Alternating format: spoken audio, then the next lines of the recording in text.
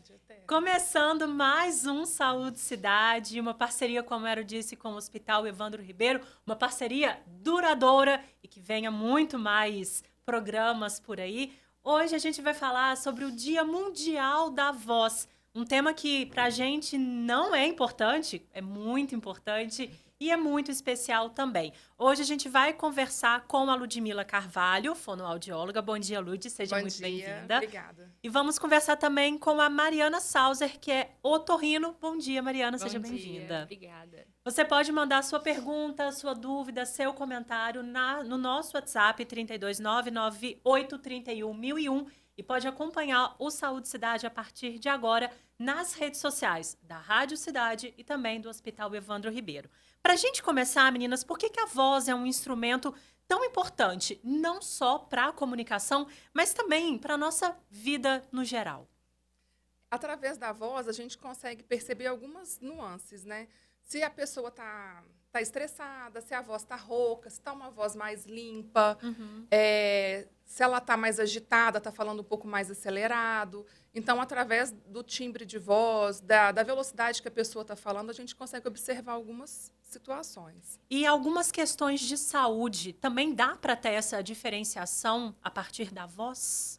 Com certeza, só do fato dela falar com a gente, se a voz está mais rouca, se ela está mais áspera, se ela está mais soprosa, às vezes a gente fala que a gente reconhece o problema da voz do paciente só quando ele fala, né? Uma voz mais áspera pode ser alguma doença mais séria, uma voz mais soprosa pode ter alguma fenda, mas a pessoa falando a gente já consegue dar O ouvido já é um pouco treinado. ajuda no diagnóstico. Boa. Ludmila, explica pra gente o que é a fonoaudiologia e qual que é o papel dela especificamente na saúde da voz. A fonoaudiologia trabalha com a comunicação, com a voz, com a linguagem, com a fala e com a audição. Na voz, a fonoaudiologia ela é importante, que ela vai reabilitar as questões de alguma alteração vocal de nódulo, de pólipo, de fenda, vai melhorar o tipo de voz da pessoa, vai orientar, né, o que está alterado ali naquela estrutura. Ótimo. E, Mariana, do ponto de vista médico, né, quais são os principais problemas ou até doenças que podem afetar a voz? Olha, são inúmeras, né? Eu poderia ficar falando aqui um monte. Mas, assim, por exemplo, mau uso da voz, né? Pessoa que fala muito, sem pausa, pessoa que fala gritando, né? Isso daí pode dar nódulo, calo, né? Pólipo. Pessoas que têm problemas neurológicos, pode ter uma paralisia de prega vocal. Pessoa que fuma pode ter edema de Hayek. Até as inflamações, né? As inflamações laringite, faringite, né? Então, assim, é uma gama muito grande até chegar no câncer, propriamente dito, né? Câncer de laringe. Olha só. Nesses pontos, né? Você falou alguns, por exemplo, de falar muito alto ou falar sem parar, né? Falar direto, assim. Entre esses e outras questões também, o que a gente às vezes acaba cometendo, fazendo no dia a dia, que passa despercebido, mas que realmente podem aí afetar a voz? Eu acho que assim, principalmente quem trabalha com a voz. E assim, quando eu falo trabalha com a voz, sim, todo mundo pode falar, todo mundo trabalha com a voz. Mas quando a gente fala em trabalho da voz, é aquelas pessoas que não estão em ambiente controlado, né? Aquela pessoa que dá aula para 40 pessoas, então tem que usar a força mais para falar, tem que falar mais alto, mais forte, né? Aquelas pessoas que trabalham o dia inteiro, locutor, por exemplo, né? Que fala sem parar, às vezes não dá aquela pausa necessária. Porque é importante separar, é importante dar um descanso para a voz, sabe? Exatamente. E nessas questões, assim, por exemplo, ar-condicionado ou dias, às vezes, mais secos que a gente acaba não tomando água, isso também pode ter aquela influenciada ali no desempenho da voz? Com certeza. O ressecamento da prega vocal propicia muito isso. Então, tem que hidratar. Aí entra no fato que a gente vai falar daqui a pouco também dos alimentos e tudo mais. Ótimo. Vamos falar, então, sobre esses alimentos. Tem algum que pode ajudar, que pode, às vezes, ser ruim aí para a voz? Tem algumas... A gente indica muito a maçã, que ela é adstringente e tem o poder de limpar a garganta, as pregas vocais e hidratar. Muita água e existe também a fazer a nebulização com soro, Ótimo. que daí é uma hidratação direta. A gente foca muito na hidratação da prega vocal e aí quando você fala o que pode prejudicar é tudo que tira a hidratação da prega vocal, né? E o que tira principalmente é café. Muita gente gosta de café, né? Como fala? Chocolate. Chocolate também, né? Uma coisa que prejudica também leite e derivados, eles fazem muita produção de muco, né? Então, isso também, aquele muco espesso, que que não hidrata, né? O cigarro é muito irritativo, né? Com certeza. Bebida alcoólica, como que entra nesse meio? O álcool, ele resseca. Ele tá junto com o café. Álcool e café ressecam a prega vocal. E aí, como que isso vai fazendo, assim? Como que vai acontecer nesse ressecamento? À medida que a pessoa vai consumindo esses alimentos, essas bebidas, vai ressecando aos poucos? Como que a gente percebe que está ressecado a corda vocal? Olha, isso começa também com o pigarro. O pigarro é um dos fatores que, assim, tá ressecada a prega vocal, né? A pessoa que fica pigarreando ali pode saber que tá precisando hidratar. Exatamente. E o perigo do álcool também é que a região vai ficando meio adormecida, meio anestesiada, e acaba que a pessoa fala mais alto, ela vai forçar mais a voz, ela vai usar mais o ar de reserva. Então, vai ter mais atrito entre as pregas vocais, podendo lesionar aquela região. Olha só. Isso é o pigarro. Que atrita tanto a prega vocal, que aí, quando você atrita, você vai gerando aquela inflamação, vai gerando lesão, né? E quanto mais você pigarreia, mais você quer pigarrear. E aí, para evitar esse pigarro, o que a gente pode fazer? Porque, né, às vezes só fazendo o pigarro mesmo que limpa, né? A gente tem essa sensação. O que a gente pode fazer para evitar? Beber água para hidratar a região. Engolir. Inspira e engole. Que daí hidrata e tira aquela sensação do pigarro. E não evitar ao máximo pigarrear. Se for pigarrear bem suave, mas o ideal é não pigarrear. Exatamente. Tem gente também que fala de tossir, que às vezes a tosse... Tem que ser tosse leve. Porque se você tossir forte, também prejudica. Aí dá no mesmo, Dá no né? mesmo, Mas tem um exercíciozinho, né, Lud? Que quando você faz também ajuda, né?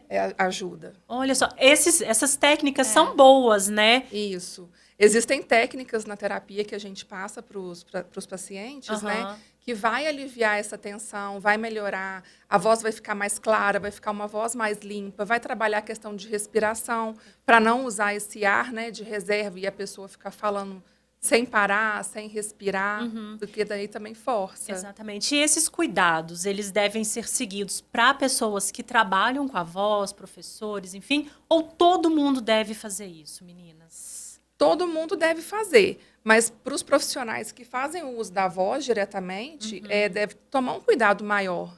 Por exemplo, professor, cantor, os locutores de rádio, né? O ideal é fazer um aquecimento vocal e fazer o desaquecimento vocal. Mas perde tempo. Nada é perda de tempo. O que acontece? Você pode fazer quando você estiver indo para o trabalho. Às vezes está indo de carro, vai fazendo no carro. E terminou o trabalho, faz. Tem um intervalo, faz os exercícios que o fonoaudiólogo propôs, porque é importante. E é muito importante para essa hidratação estar sempre com uma garrafa de água, de preferência a temperatura ambiente, uma água fresca. E para quem trabalha com a voz também, a nebulização... assim, cantor, antes de entrar num show, nebuliza. Sai do show, ele nebuliza. Então, assim, isso daí deveria, para todos os profissionais da voz, isso aí tinha que ser uma rotina aí também. Ótimo. Como que faz esse desaquecimento? É ficar quietinho? Não, aí seria o repouso vocal. O desaquecimento ele é feito com exercícios também, vocais, né? De acordo com a necessidade do paciente. Ótimo. Cada paciente tem um exercício para ser feito. Exatamente. E aí vai ser direcionado por um profissional, isso, né? Sim. Cada caso é um caso. Cada caso é um caso. Ótimo. Meninas, quando a alteração na voz deixa de ser algo passageiro e se torna aí um sinal de alerta, como que a pessoa, o paciente, consegue perceber isso? Que tem alguma coisa estranha? Sim, uma regrinha prática, né? A rouquidão ela pode durar de acordo com a gripe. Acabou o tempo da gripe, tem que acabar o tempo da rouquidão, né? Aí, assim, tem alguns sinais de alarme que a gente fala, que é, por exemplo, rouquidão de 2 a 3 semanas. Uma rouquidão que tem piora progressiva, ela não tem períodos de melhora, né? Porque uma pessoa que usa muito a voz, uma rouquidão normal, ela falou muito e no final do dia ela tá rouca. Mas com repouso vocal, melhora, né? Aquela que não melhora, que dá dor para falar, né? Que tá constantemente piorando, é sinal que tem que ir. Mas, assim, basicamente, de 2 a 3 semanas de rouquidão, tem que procurar um médico. Ótimo. Tem algum outro sintoma, alguma coisa que acende um alerta? Tem engasgo, né? Engasgo, Outra coisa também, às vezes a pessoa está tão acostumada com aquela rouquidão, vira e fala assim, mas eu sempre fui assim.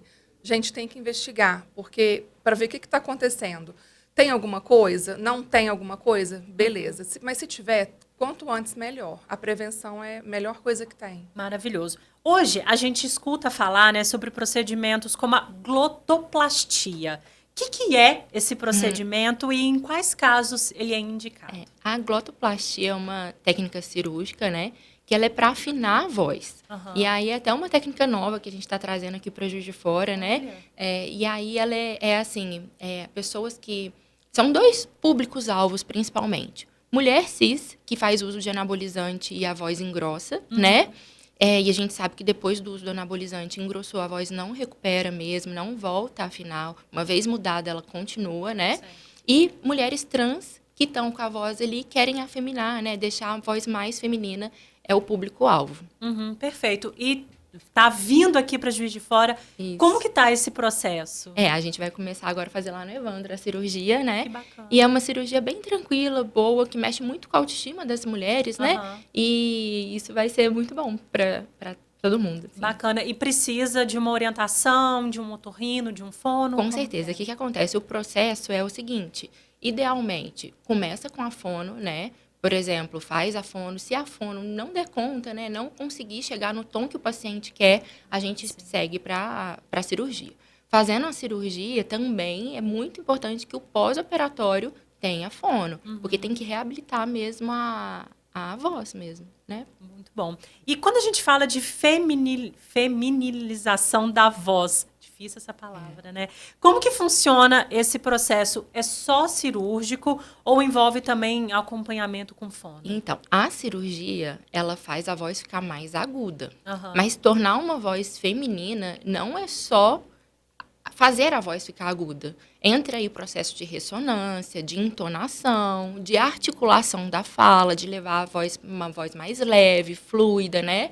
E aí entra a parte que, assim, na cirurgia, a gente traz o tom mais agudo, né? Faz a voz ficar mais aguda mesmo, mas tem todo o processo com a fono, né?